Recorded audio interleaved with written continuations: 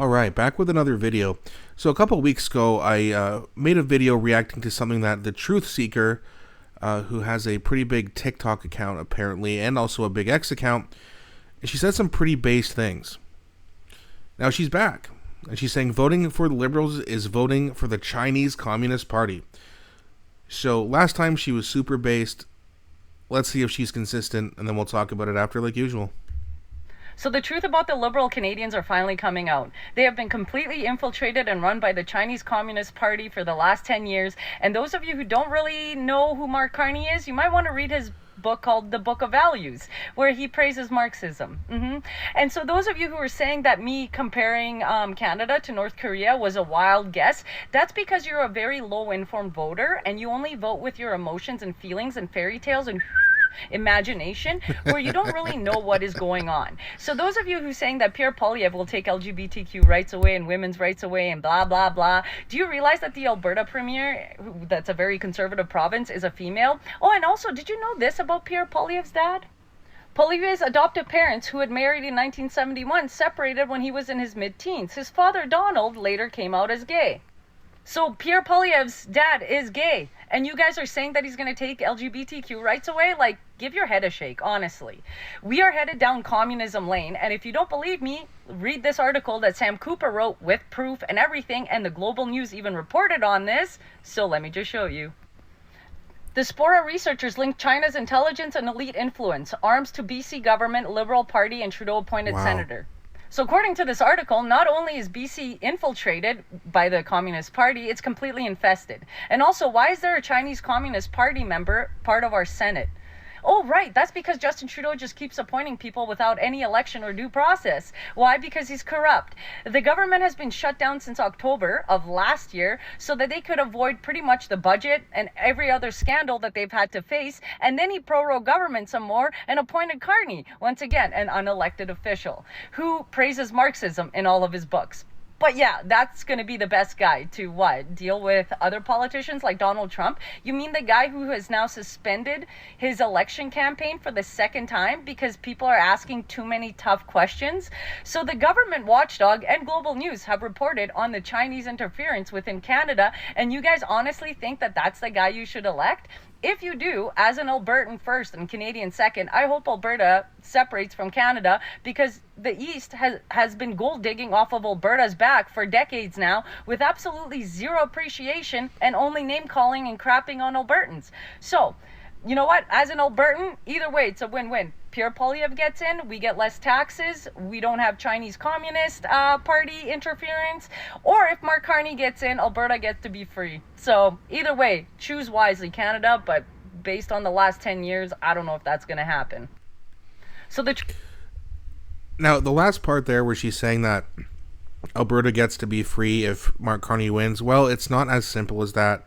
Canada is a confederation, and as far as I'm concerned, and again, correct me if I'm wrong in the comments, but I believe that Ottawa would actually have to allow it to happen. I don't see a scenario in which they do, because they know that Ontario and Quebec specifically would lose a lot of equalization payments.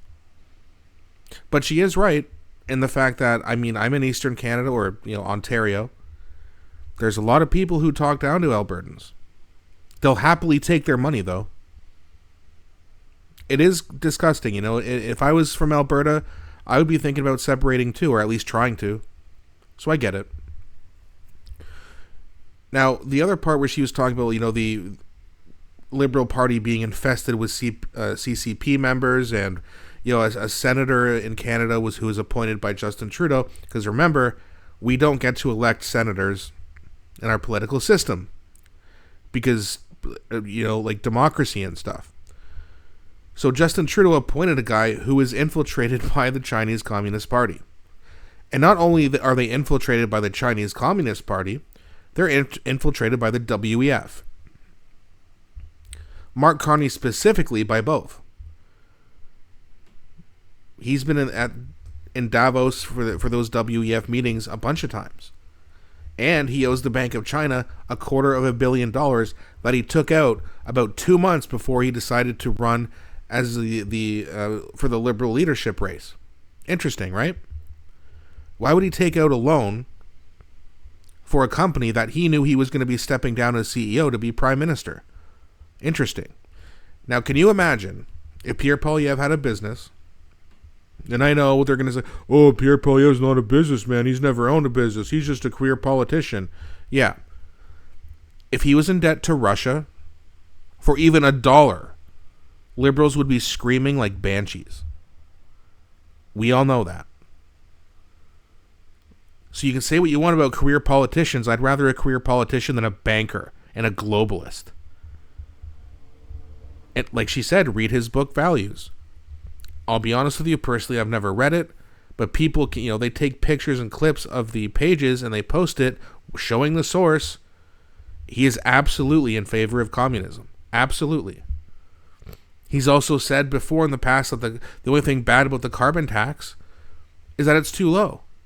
And now people are supposed to believe that he's going to get rid of the carbon tax, which he said he did, which was one of his many lies. The carbon tax was voted and passed in the House of Commons, or Parliament. The only way to get rid of it is to vote it out. We don't have executive orders here.